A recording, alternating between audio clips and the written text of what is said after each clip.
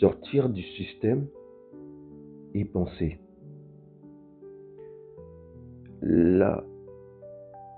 L'action de sortir du système est de devenir un être pour, par la suite, penser. Je suis une identité. Je suis donc libre dans ma connaissance de soi. J'ai donc un lien direct avec la nature, un lien direct avec les éléments du cosmos, un lien direct avec le langage de ce que je suis. De cette approche, je ne peux que donc communiquer cette liberté et intrinsèque de moi et vivre de mes éléments, vivre de mes richesses, vivre de mes capacités, vivre de mon appartenance et le communiquer, peu importe dans le niveau dans lequel je suis géographiquement via cette chute. J'ai toujours cette identité de mon appartenance qui est mon corps. Et ce corps est lié toujours aux éléments, aux particules de la nature. Sortir du système me fait donc penser. Pourquoi nous parlons de ce sujet? Nous allons méditer ici, encore une fois, la notion de la méditation est combattue, puisque méditer est lié avec salutaire, les répétitions. Ça veut dire méditer sur des sens purs, des sens directs de la nature. Mais quand ces sens ont été pervertis, désorientés, donc l'enveloppe, le mot, quand j'entends ce mot du sens, je le comprends à la manière dont la perversion a été faite. Et donc, je m'oriente vers cette corruption et je me pose dans un mensonge. Le mot que nous entendons bien souvent, et c'est dans ce cadre-là que nous avons eu l'idée de communiquer cette réflexion, puisque sortir du système te rend libre. Sortir du système te fait penser, car tu es un être.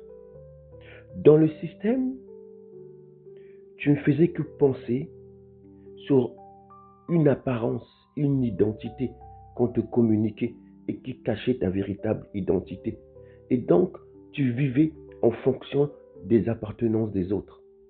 Dans le système, tu communiquais des mots, des sens qui étaient probablement intrinsèques de toi, mais c'est d'autres appartenances qui t'expliquaient ces sens des mots tels que eux, ils l'ont désorienté de sa nature propre. Et donc, en quelque sorte, tu n'étais que simplement un mouton, une pensée sur des identités. Et tu développais cela au cours de ta marche, de ta croissance. Et avec le temps, tu constates en fait que tu n'étais qu'un maillon, que tu n'étais le dominé du dominant, que tu n'étais en fait qu'une marionnette, qu'un spectateur, qu'un consommateur du système. Et donc tu méditais à travers cette perversion. Tu alimentais le système, le maître, et tu te maudissais toi-même. Tu étais semblable à l'âne qui ignore ce qu'il est, mais lui, c'est sa création, pour te montrer l'exemple.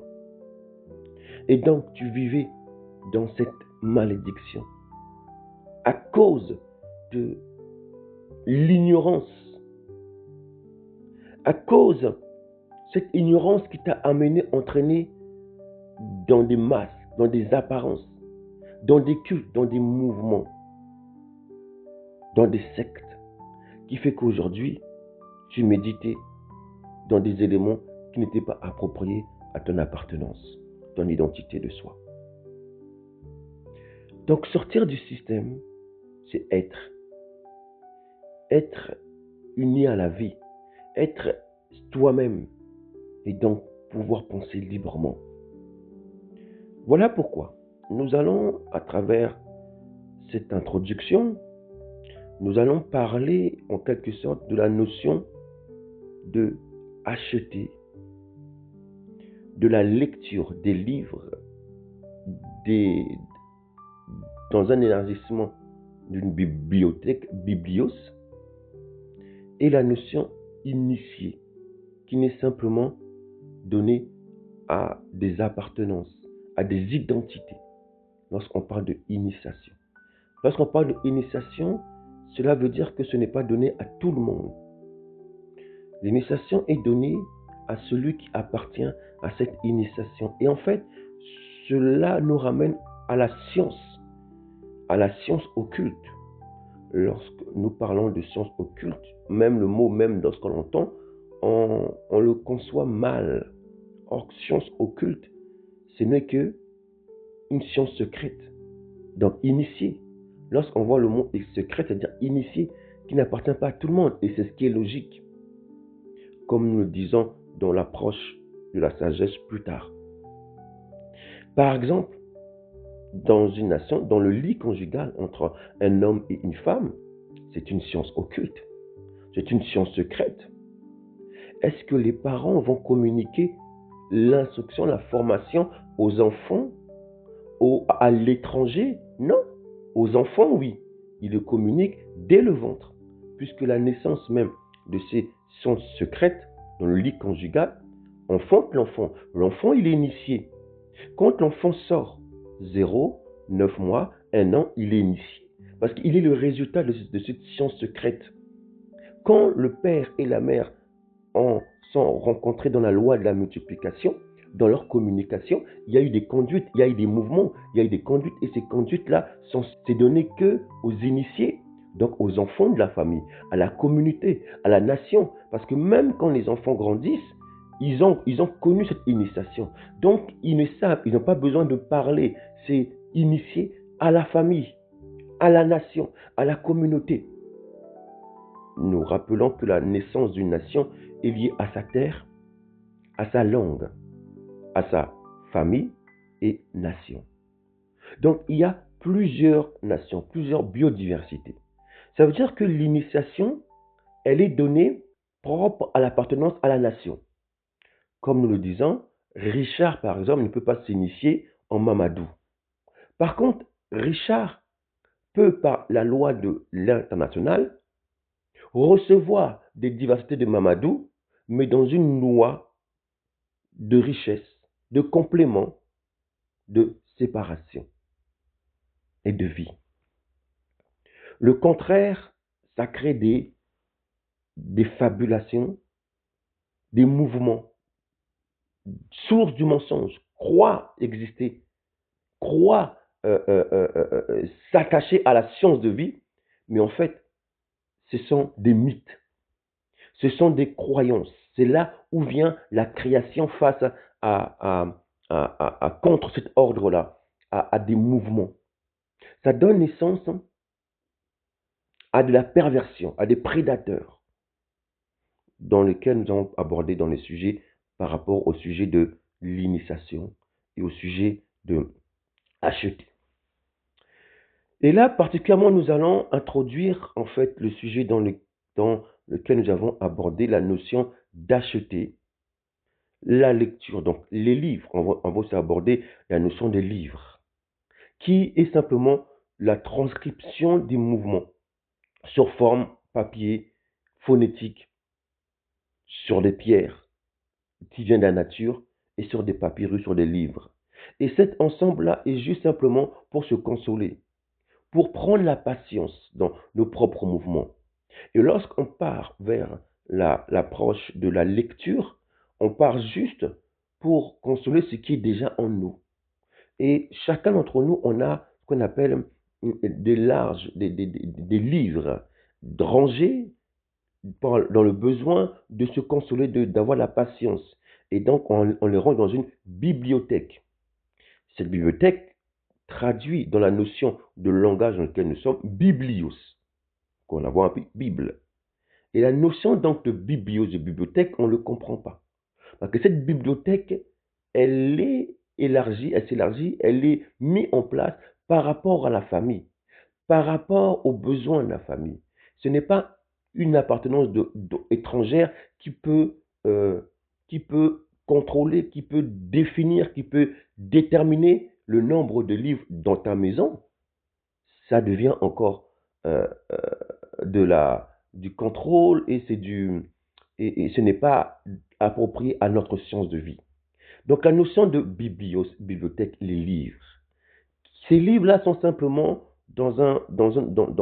retranscrits en fait les mouvements, la culture, dans le sacré, les cultures des bontés, dans la science, dans l'archéologie. Donc il y a un large. C'est illimité. C'est pour grandir, c'est pour affirmer, c'est pour communiquer, transmettre en fait ce qui est déjà dans le corps. Lorsque chaque maison a sa bibliothèque, ces bibliothèques-là, ces livres donc ne sont que pour affermir le mouvement de ce qui est déjà dans ces personnes. Vous voyez? Voilà. Et ensuite, on va voir la notion d'initiation, donc de la consommation, de la naissance. Alors, j'ai introduit un peu le sujet que nous allons aborder, mais je voudrais faire un petit volet. Pourquoi nous abordons ce sujet? J'ai commencé par sortir du système me fait penser. Pourquoi? Je ne peux que penser parce que j'ai une identité, une connaissance de soi. On pense, on parle parce qu'il y a une action avant tout. Je ne peux pas parler si je ne m'ouvre pas. Vous voyez, ça c'est la philosophie, ça c'est la cosmogonie, c'est l'action de l'origine de cette science de vie. Et certains peuples, par le processus de la création, les conséquences, la naissance, puisque vous devez savoir qu'il y a eu des créations plus tard, des animaux, des objets, par rapport à la chute, à la transgression. Par exemple, dans les domaines des eaux, il y a ce qu'on appelle la création des crevettes. Les crevettes sont venues par rapport à une transgression pour nettoyer les impuretés. Les cochons sont venus par rapport à la création pour nettoyer les impuretés de la terre, les crevettes des sous-bas, de la mer. Je vais prendre un exemple. Vous mettez par exemple un fruit pendant plus de 3 jours d'une température 24 degrés, 24 unités de temps. Au bout de 3-4 jours, le fruit va commencer ce qu'on appelle le processus de pourriture. Ça signifie quoi? Ça signifie que la mort, on tend à la mort. Donc ce qui va sortir de ce fruit, c'est des vers, c'est des éléments qui vont être crus. Là, on rentre vraiment dans une dimension, c'est-à-dire que le fruit va commencer à prendre des formes de pourriture, il va sortir des vers. Prenez l'exemple de l'homme qui meurt 7 jours après, 8 jours après, il meurt. Son corps, vous le voyez, vous allez voir des vers sortir de son corps. Ce n'est pas des éléments extérieurs qui rentrent en lui, c'est des éléments de l'intérieur à l'extérieur. Ce n'est pas la magie, ça fait partie de la science. Ça fait partie des mystères de la science. Lorsqu'il y a la mort, des éléments créent de la mort. À chaque fois qu'on chute, il y a des créations qui viennent. C'est ça la science. Vous voyez, c'est comme ça que là, des niveaux de science. Il y a la science d'intersection, de croisement, la science qu'on appelle les mathématiques, les sciences des champs quantiques. Ça veut dire que des éléments de réel et de l'irréalité. Mais l'irréalité se met dans la réalité quand celui a une vibration au-dessus. Et là, on rentre dans le champ quantique. Et c'est seulement ceux qui sont dans le juste milieu qui peuvent le rendre rationnel. Et ça existe. Ça, c'est un niveau rationnel et qui est vérité. Vous voyez? Donc, là, nous allons parler de ce sujet. Pourquoi? Parce que nous avons constaté que la plupart d'entre nous, nous sommes dans un système où on ne doit pas être. Et donc, on s'est développé dans ce système. Et donc, on rentre, on demeure dans la philosophie de ce système. Or, le système Babylone, comme on l'appelle actuellement, a une philosophie. Et cette philosophie, cette pensée, est dans dans une de ces trois formes. Mais la forme dans laquelle ce système a adopté, c'est le système du chaos. Cela veut dire que il faut qu'il y ait un chaos pour que je puisse communiquer. S'il n'y a pas de chaos, la communication verbale n'est pas. Vous comprenez? C'est le fameux je pense donc je suis, l'inverse de l'origine de la vie. Je dois mettre du chaos, de la division pour communiquer. Et le système dans lequel nous avons tous chuté est dans cette fondation. Je crée du chaos pour communiquer. C'est cette philosophie cartésienne, en fait, dont les entreprises, les familles sont vouées. Pour communiquer, il faut mettre de la division, la concurrence. Donc, en division, concurrence pour communiquer, pour parler. Ça veut dire quand il y a des débats, quand la création des entreprises, la création de toutes les matières que vous voyez ici a été créée en faisant du chaos. Je prends une pomme, j'essaie de voir, comprendre la pomme. Comme je ne sais pas qui je suis, donc je dois mettre du chaos. Donc je dois penser avant d'être. Donc je pense, donc je coupe la pomme, ou je ramène, ou je brûle la pomme. Une fois que je brûle la pomme, je vois des phénomènes qui partent. Donc je mets du chaos. Et à travers ces phénomènes, je peux maintenant communiquer. Et c'est comme ça le système Babylone, en fait. C'est comme ça. Dans toute science, l'approche de ce système, c'est la barbarie, en fait. Division. Par exemple, au niveau de la médecine, comment se guérir? Qu'est-ce qu'ils ont vu? Ils ont regardé les gens autour d'eux. Et eux, ils ont vu leur apparence qu'ils mourraient rapidement. Maladie, famine. Et ils ont dit comment se guérir. Entre eux, avant le contact de l'origine, ils se sont regardés, ils se sont dit tiens, il y a des personnes, par exemple, qui vivent, qui marchent, et moi, je ne suis pas bien. Et ils ont créé du chaos. Ça veut dire quoi? Ils ont tué leurs propres frères parce qu'ils se sont dit, ils l'ont tué par la barbarie, parce qu'ils se sont dit, mais tiens, ils ont senti qu'en pensant par rapport à leurs frères et par rapport à eux, ils ont vu, ou aux animaux et à eux, ils ont vu que eux, ils ont quelque chose que moi, j'ai pas. Donc, pour mieux comprendre et pour que je puisse me maintenir, je le tue. Barbarie. Je le tue et je le mange. Parce que si je le mange, je vais devenir lui. Donc, je veux maintenir. Et c'est comme ça que la médecine, dans ce peuple de barbarie, a commencé du chaos pour amener, en fait, soi-disant, une pensée et se restaurer. Vous voyez, la première forme de pensée, c'est je crée du chaos, de l'ombre, pour exister. C'est terrible, ça. Et tout le système dans lequel nous sommes dans le système est bâti comme ça. La démocratie est bâtie comme ça. Les familles dans ce système sont bâties comme ça. Ça veut dire que je mets du chaos. C'est-à-dire quand vous scolarisez vos enfants dans le système Babel, vous le scolarisez dans du mensonge. Tout est mensonge. Tout est référence du mensonge. On vous communique de l'histoire dans le mensonge, hors contexte. On vous communique de la science dans les mathématiques formelles, physique, dans le mensonge. Parce que c'est bâti dans le chaos. Or, deuxième forme de pensée, c'est le yin-yang. Ça, c'est encore une forme intermédiaire qui fait toujours compris dans l'ordre du bien et du mal. Nous revenons dans la troisième forme de pensée, dans laquelle l'origine, la science, nous sommes tous basés. La pensée de l'harmonie, de l'écosystème, de l'équilibre, de l'ordre, de la vie, de la biodiversité, dans ces éléments de séparation. La pomme, l'orange, chaque terre porte sa sémence. La vie, les diversités, les richesses, l'ordre. Le monde, le cosmos des 6 jours, cosmogonie, a été créé dans cet ordre-là. Et l'homme représente ce sujet. Quand on vit cet ordre, on vit dans la pensée de l'équilibre, de la pensée du cosmos, de la pensée de l'harmonie. Et ça, c'est une pensée haute dans les mathématiques. Et c'est là où toute nation, nous sommes alignés.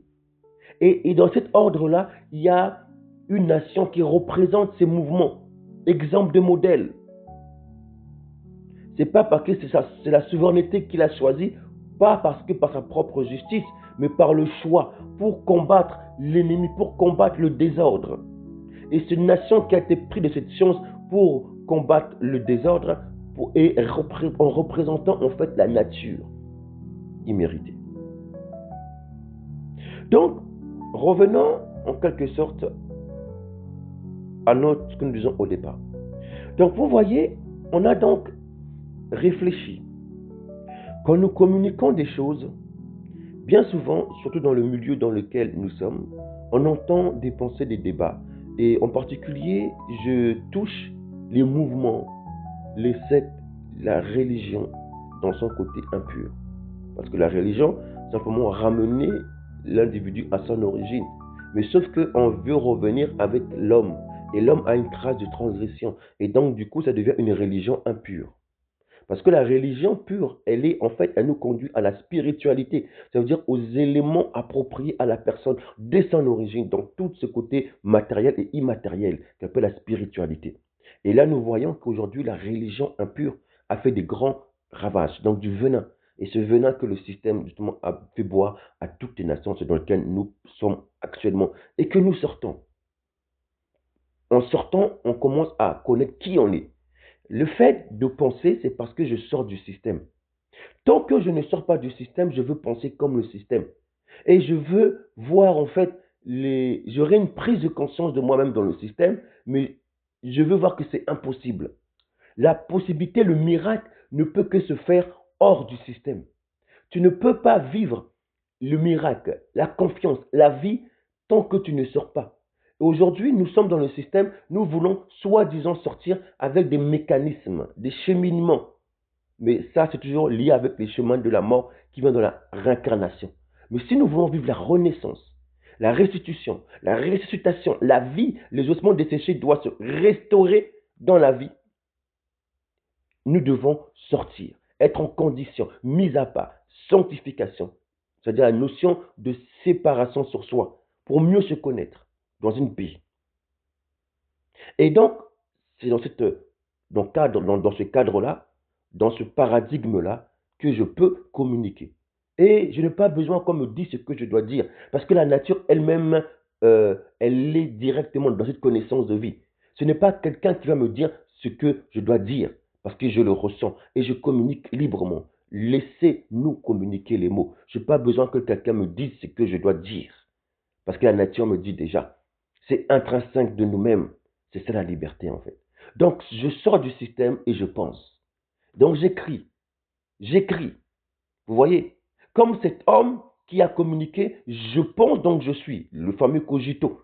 Lui, il a communiqué parce qu'il était dans son paradigme, dans son système. Et il a communiqué ces choses. Je crée du chaos pour penser. Et toute la philosophie, cartésianisme, Descartes, toutes ces choses, donc ils font du chaos. Donc ils vont dérober, voler pour penser. Donc toute leur manière de faire est par le pillage et par le plagiat. Voilà cette civilisation dans laquelle nous sommes tombés, le système du mélange. Mais nous pensons parce que nous sommes quelqu'un, être. Je suis et je pense. Voilà pourquoi nous sommes libres dans nos sens des mots. Et c'est de ce fait donc que nous allons analyser en quelque sorte la pensée de beaucoup d'entre nous, dans nos communautés, dans ce milieu du système. Et nous constatons en quelque sorte que la manière dont la plupart dont nous étions aussi, ils parlent sur des mots, donc sur des sens, mais ils ne comprennent pas ce qu'ils disent. Vous savez pourquoi? Parce que quand ils sortent du système, ils parlent par rapport au paradigme du système, donc des dogmes. Et donc, du coup, ils vivent par la croyance. Or, la croyance n'est pas une spiritualité. La croyance, c'est croire à des sens, à des mots tels que le maître l'a communiqué. Je ne veux pas chercher, je ne veux pas vérifier. Comme des frères de Bérien, je ne veux pas vérifier. À partir du moment que je ne vérifie pas, que je ne cherche pas, c'est-à-dire que je crois à celui qui me parle. Par exemple, au commencement, Dieu a fait ceci, Dieu a donné le Fils, le Père. J'entends des mots. Donc, je nais comme ça. J'entends des mots parce que j'entends. À force d'entendre, ça devient des familiarités. Donc, pourquoi je prends l'effort de mes muscles de vérifier ces mots? Parce que quand je l'entends, je sais, l'enfant, il entend, il croit. Il croit, il ne cherche pas, il croit. Et nous avons vécu dans ces dogmes, dans la croyance, sans vérifier. Mais ces mots-là qu'on communique, ces mots ont communiqué dans une hégémonie, dans un impérialisme. Nous sommes sortis dans un système de transgression. Donc, eux, les mots qu'ils donnent, ils l'ont perverti. Chaque mot. Et vous allez comprendre qu'aujourd'hui, on va restaurer les mots. En fait, restaurer les sens. Parce que qui dit sens, qui dit son enveloppe, le mot. On communique, on parle sans vérifier dans un dictionnaire les sens, l'étymologie, ces choses. On parle parce que c'est comme ça. On ne cherche pas. On parle. Donc, ça devient de la propagande. Et c'est comme ça qu'on crée des mouvements. Voilà pourquoi on a créé, ceux qui, dans le système de Babylone, ont créé des mouvements. C'est quoi créer des mouvements? C'est prendre des dérobations, ceux qui ont dérobé, des cultes d'un peuple, et maintenant les désorienter, et prendre ce peuple, l'aliéner, et lui faire comprendre que maintenant, voilà maintenant là où vous devez vous orienter. Donc, on lui donne son appartenance, mais en le corrompant pour élever son propre autre appartenance. Donc des prédateurs. Et donc du coup, on prononce des mots. Ces mots, nous les prononçons. Et dans ces mots-là, en fait, par exemple, je prends un exemple. La notion que nous allons aborder là, par exemple, je veux acheter. J'achète. On est né, on a entendu nos pères, nos mères acheter. Mais sauf que cette notion d'acheter a été traduite. Et vous devez comprendre, l'histoire le prouve, que la traduction des mots du langage, parce que le langage, c'est l'expression de la culture de la nation. On ne peut pas traduire un langage dans un autre langage tant qu'il n'y a pas d'intermédiaire, l'auteur, la vie de cette nation appartenant à ce langage. Je m'explique. Par exemple, aujourd'hui, je prends par exemple un texte, je prends par exemple une culture d'un peuple, je prends par exemple Genèse, c'est qui nous parle en fait de la partie verticale du peuple, la culture Genèse, Baracha. Ce texte-là appartient au peuple. Donc, il n'y a que le peuple qui sont initiés. Aucun peuple ne peut venir s'initier à ça. Il peut recevoir, c'est universel, il peut le recevoir et puis l'appliquer dans sa manière dont il est. Mais il ne peut pas fondre, il ne peut pas. Ce sont des sciences occultes qui appartiennent au peuple. Ce sont ce peuple-là dans leur sens secret, lit conjugal. Mais d'autres peuples peuvent venir prendre les fruits de Genèse, de leur histoire, et l'appliquer chez eux. Parce que ce peuple-là, culture est universelle, doit transmettre ses mœurs. Mais le peuple étranger ne peut pas venir voler et se mélanger avec, c'est pas possible. C'est deux entités différentes. Donc du coup, on ne peut pas traduire un Genèse dans le langage de ce peuple-là s'il n'y a pas une interprétation de l'auteur même. On peut le traduire par des mots, par l'enveloppe, mais l'enveloppe nécessite la vie. Si maintenant je traduis par l'enveloppe mathématique, le peuple étranger vient, il prend Genèse traduit comme là en français, il le prend et il s'éloigne du peuple d'auteur. Vous savez ce que ça va devenir? Ces lettres-là vont être perverties. Et pourtant c'est traduit. La traduction 100% est impossible. Pour traduire, il faut les trois états. Il faut le corps, les mots, il faut l'âme, il faut la personne pour transmettre des caractères. Et ensuite, il faut l'esprit, l'ossature. On peut prendre l'enveloppe, les mots, on va l'écrire à peu près ce qu'il donne, mais ça ne va pas être dans la vie, dans le contexte. Donc, l'étranger qui veut traduire ce texte doit absolument demeurer avec l'initié de l'appartenance de la culture. Doit demeurer avec la personne qui est mieux censée donner la vie. Parce que si la personne n'est pas là, ce qui va se passer, c'est que l'étranger, il va le prendre, il va s'éloigner de la vie et systématiquement, l'histoire le prouve que les mots vont être pervertis. Et c'est ce qui se passe actuellement. Dans la notion de Genèse, Barachat, qui appartient à ce peuple. On lit Barachat, Genèse, dans la pensée étrangère. Du coup, les mots ont été traduits, mais biaisés.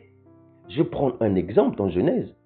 Dans la traduction, c'est au commencement, Dieu créa les cieux et la terre. Rien que ça, c'est faux. La traduction, tant qu'il n'y a pas un initié, quelqu'un du peuple pour restaurer, communiquer, vous allez, vous le lisez avec l'étranger. L'étranger a fait son travail de traduction, mais sauf que l'étranger s'est séparé, a même aliéné ce peuple-là, s'est dissocié de ce peuple-là. pour avoir un auteur-interprète pur. Et il a pris les mots, et maintenant, donc, ces mots ont été mis dans sa pensée. Donc, vous allez lire Genèse, au commencement, Dieu créa les cieux et la terre, dans le dogme, dans l'idéologie de l'étranger. Est-ce que vous comprenez? C'est-à-dire que tout est biaisé. La manière dont vous allez comprendre ça, les mots seront là, mais ça a été envoûté, pensé par des fanatiques. Comme je disais, au commencement, Dieu créa les cieux et la terre. Si maintenant je vous dis, là actuellement, parce que ces écritures, la Genèse, est de ma culture, tel que je le vois, je lis là, au commencement, Dieu créa les cieux et la terre, quand je lis ça, et si je vous disais que c'est complètement faux comment c'est écrit. Parce que c'est pas comme ça c'est écrit en fait. Dans l'origine, dans le langage, la culture. Je disais au départ, la naissance d'une nation est liée à ça. Son langage, sa terre, son langage, sa famille et la nation. Donc le langage appartient au peuple, initié au peuple. Et dans ce langage, il y a 4 types de formes. La morphologie, la syntaxe. Il y a aussi la phonétique, le timbre, et aussi l'enveloppe, le logos. Le timbre n'est pas donné à toutes les nations. Le logos, tout le monde peut le prendre. Le timbre, c'est l'initiation. On ne peut pas copier. Même si on veut copier le timbre, ce ne sera pas parfait. C'est une signature, c'est l'ADN. Donc, on ne peut pas traduire des textes sacrés, des textes d'un peuple, en s'éloignant du modèle du peuple et prenant comme on le veut. Si on le fait, ça va devenir dans la pensée, dans le dogme de la pensée étrangère. Et ce qu'on appelle le mélange. C'est ce qui s'est passé dans le syncrétisme au niveau de la Bible. Au commencement, Dieu créa les cieux et la terre. C'est pas comme ça, c'est écrit. C'est en fait quand je vous lis en termes d'origine, pas les hébreux. Barachat, bara, halayam, shamayam, hatarat. Vous voyez? Or, le Dieu là, c'est pas comme ça. Dieu, c'est une divinité. Dionysos, Dieu, Zeus, Jupiter, comme Dieu Jupiter, Dieu le Père, Jupiter. Ce sont des divinités gréco-romaines. Et c'est eux qui sont venus s'infiltrer dans le pur christianisme, le pur, c'est-à-dire une culture, un peuple. Ils ont traduit, mais sauf qu'ils l'ont traduit, ils l'ont pris, dérobé, ensuite ils ont aliéné ce peuple. Et donc Dieu, c'est une divinité, mais ce n'est pas Dieu, c'est Halayam. Et maintenant, comment définir le sens? Vous disiez Dieu. Donc vous, quand vous lisez Dieu, vous le lisez dans la pensée du système. Et donc, vous pensez un barbu, quelqu'un qui est pâle, je ne sais pas quoi, ou quelqu'un qui est assis quelque part, ça n'a rien à voir, cette pensée-là. Parce que quand je rentre dans la pensée, maintenant je veux restaurer le mot Dieu, c'est alayam, c'est une pluralité, c'est une substance unique qui est dans chaque matière, molécule, le matériel et l'immatériel, il est partout, cette substance unique. En fait, c'est l'éternité logique, et partout. Mes membres, l'argile dans laquelle je suis, qui représente le sujet, la terre, l'argile, cette substance est à l'intérieur de nous. On peut partout, en fait, le tout est dans un ordre, une harmonie. Et tout ensemble est unité, l'écosystème, l'harmonie. C'est ça la notion, en fait, de Alayam, que eux, ils ont traduit en Dieu. Mais si vous n'avez pas quelqu'un initié de cette culture-là, devant vous, qui vous restaure le mot Dieu, vous allez comprendre dans la pensée du dogme étrangère. Est-ce que vous comprenez? Et c'est donc, beaucoup d'entre nous, on est dans le système, on n'est pas sorti. Tant qu'on ne sort pas, on ne peut pas être soi-même, être libre et communiquer. Donc, si on est dans ce système, on va être comme l'étranger. On va penser comme il pense.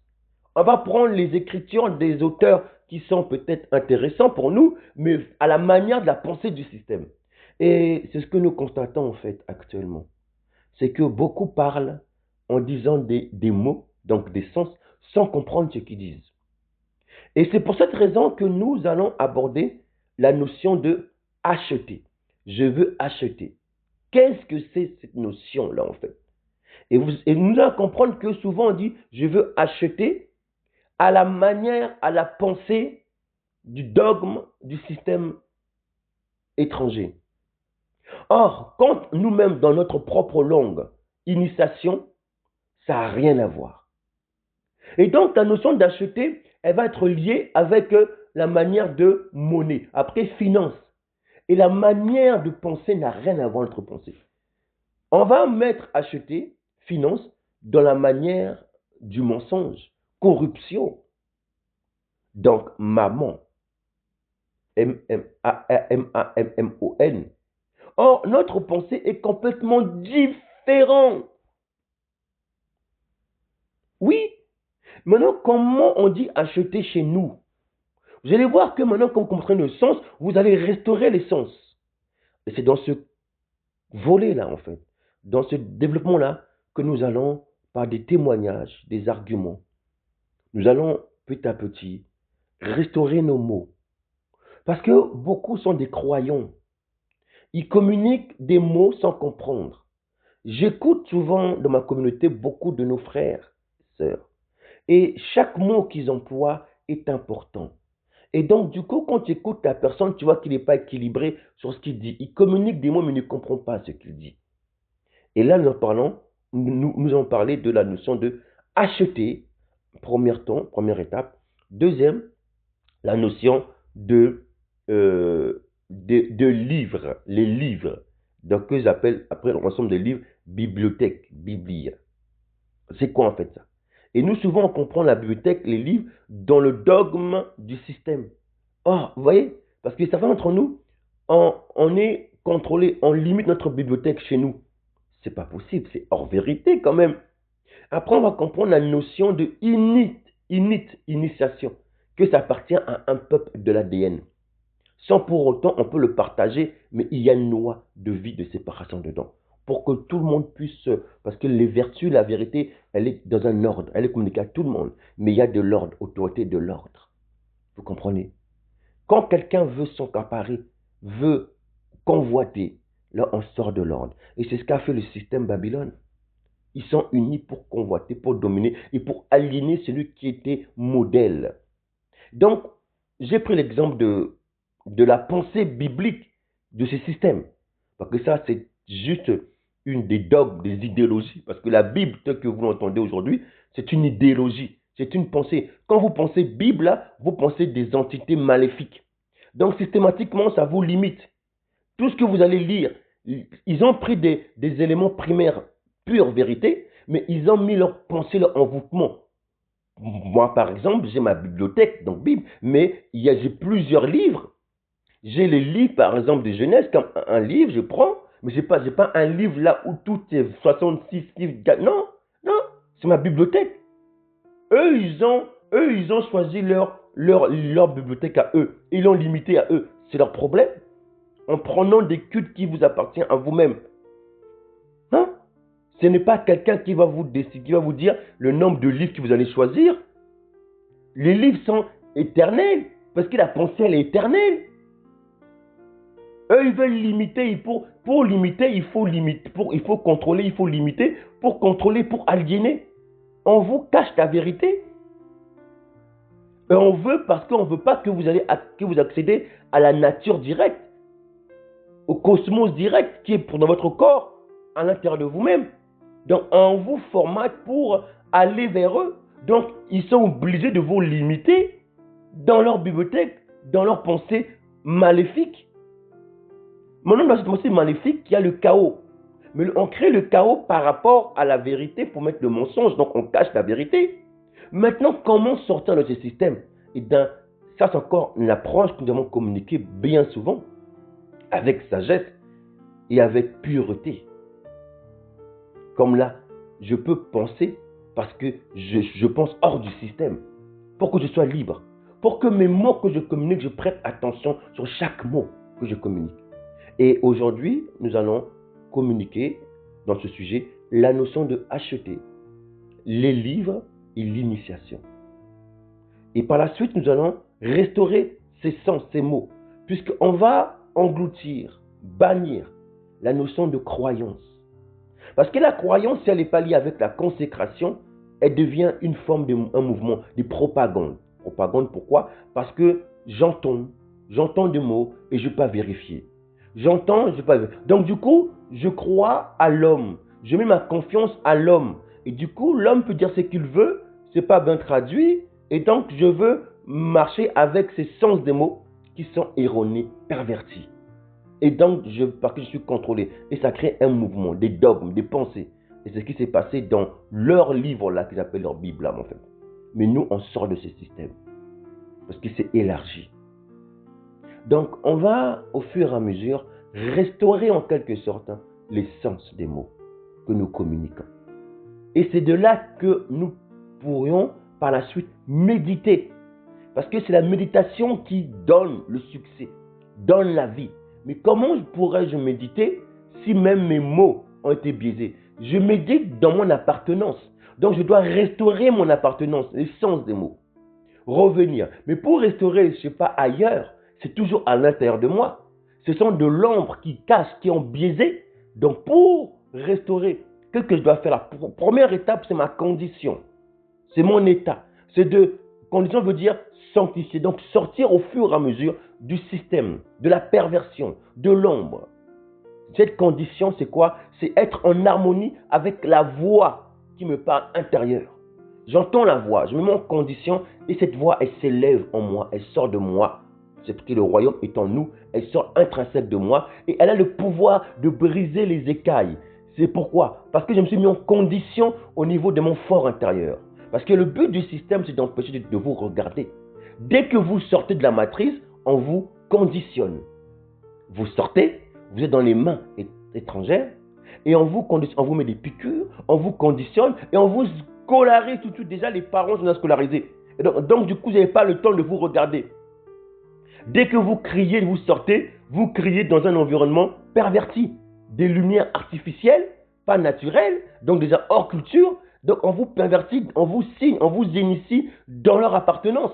Et donc, vous allez penser, mais ça ne veut pas dire que vous allez perdre ce qui est en vous. C'est toujours en vous, mais dans un mélange, dans un syncrétisme, dans des mouvements. Et donc, vous n'êtes pas vous, vous êtes mélangé. Et c'est là où on est tombé. Vous allez dire, mais pourquoi on est tombé? Parce que faut voir la causalité. C'est une malédiction, en fait. Une malédiction. Beaucoup d'entre nous, on part dans une malédiction. On veut être comme ceux qui nous ont colonisés, aliénés, ceux qui nous ont perverti notre culture. On veut les servir parce qu'ils nous ont appris à les servir. Ils nous ont appris à les élever et donc à nous maudire. Mais tant que tu restes dans ce paradigme, dans ce système-là, tu t'éloignes et tu te maudis toi-même. Et la plupart d'entre nous, on parle dans la source de la malédiction. Qui dit malédiction? Donc des imbécilités, de la stupidité, de l'inintelligence. Et du coup, on se tue nous-mêmes. Voilà en quelque sorte, dans le sujet dans lequel nous allons aborder, il fallait que nous introduisons en quelque sorte ce contexte-là pour mieux comprendre en fait. Donc, au fur et à mesure, on va restaurer, guérir notre manière de penser, de voir, d'analyser. Chaque mot que tu exprimes maintenant, tu ne dois plus croire simplement. Tu dois maintenant comprendre le iota du mot que tu emploies, le sens donc. Et quand tu vas comprendre le sens, tu vas regarder, là, tu commences à te restaurer et à sortir du système. Ce sont des méthodologies de stratégie de sagesse. Quand tu comprends le mot, c'est là que ton corps commence à s'approprier ce qui tu es à l'intérieur et cet intérieur va s'élever en toi, il va engloutir l'ombre. Tu ne peux pas sortir du système à travers les éléments d'ombre direct. Non, l'ombre va te mettre en condition. Tu te réponds, tu confesses. Mais ce qui va sortir, c'est quand tu vas vers cette ombre-là, cette confession, cette prise de conscience qu'on est maudit, qu'on est des idiots, des idiotes. Tu vas te regarder au fond de toi, tu vas commencer maintenant à rentrer dans la profondeur des sens des mots. Plus tu rentres, c'est cette lumière qui va sortir et qui aura le pouvoir d'engloutir, de briser les écailles de l'ombre. Et c'est ce qui va faire que tu vas sortir du système. Tant que tu ne sors pas du système, tu ne pourras pas penser en étant un être, une connaissance de soi. Chaque nation doit savoir qui il est. Le système Babylone tue la biodiversité. Et ce qui fait que cela, méchanceté, la haine, la couche d'ozone, l'effet des sphères, le cataclysme, les guerres et la destruction. Mais dans cette destruction, dans ce chaos, nous pouvons y sortir par des stratégies, des sagesses, en restaurant le moindre iota. Et c'est ce iota lui-même qui aura le pouvoir de nous faire sortir. Ce n'est pas nous-mêmes, c'est le iota là. Mais pour que ce iota puisse sortir, alors mettons-nous en condition. La condition, c'est quoi? C'est un brisement. Je reconnais mon état de médiocrité, de malédiction. Nous sommes maudits. Malédiction. On a tous échoué, c'est fini. Tout dans le jugement, c'est fini. Il n'y a pas d'un sauveur, c'est fini. Il y a par contre un bon rétablissement, une bonne nouvelle, une restauration. Et ce but-là, c'est donné que à ceux qui veulent restaurer, renaître, restituer. La ressuscitation, ça veut dire naître de renouvellement de l'intelligence, de l'image de ce que tu es, mais par la ressuscitation des ossements desséchés, par ce chemin de vérité, et non de chemin du mensonge qui est la réincarnation, mais de chemin de vérité, restauré par rapport à honorant qui tu es, ta culture, qui tu es, et revenir à les règles de l'art, de la loi, les règles de la loi, pas la loi. Oui, on a la loi en nous, on a la connaissance en nous, mais les règles de la loi, c'est-à-dire la condition, l'état, le gémissement, la repentance, et se centrer sur la lumière au fur et à mesure. Ce petit iota va grandir et aura le pouvoir d'engloutir les écailles du système Babylone et de restaurer maintenant. Donc, le processus de restauration des sens des mots, à force que vous allez écouter cette restauration, c'est ce que nous communiquons dans l'intime. Parce qu'il y a des choses qui peuvent vous choquer. Ici, nous allons parler d'abord les trois premières, c'est acheter. Pourquoi acheter? Parce que toute notre vie, on achète. Mais on ne peut acheter que là où on est. Vous allez comprendre dans les sujets qui vont suivre. La notion d'acheter les livres dans la bibliothèque, ce qu'ils appellent, et ensuite initier. Ce sont les 3 mots qu'on va restaurer. Et par la suite, si on a le temps, nous allons parler du mot Shama, écoutez. Écoutez. Shama, Yasharal, Shama, le Alayam, le Akab, le Alayam, le seul, l'unique. Écoute, Israël, écoute, peuple, écoute. Et cette notion d'écoute-là, obéit, souvent ça met obéit, entend, obéit, on n'a pas bien compris. On va restaurer, c'est quoi la notion de obéir les lois, pour mieux après méditer. Et ça, on va comprendre c'est quoi. C'est pas comme on le pense dans ce dogme-là, mais ça, on va le voir plus tard. Et c'est ce qu'on communique en privé. En privé, on communique des instructions de lumière pour engloutir, qui donnent le pouvoir de sortir de ce système. Mais là, avec vous, nous allons commencer par la notion de acheter les livres dans une bibliothèque et la notion de initiation. Je vous souhaite donc une bonne écoute. Mes amis, nation hors des nations, bonne écoute.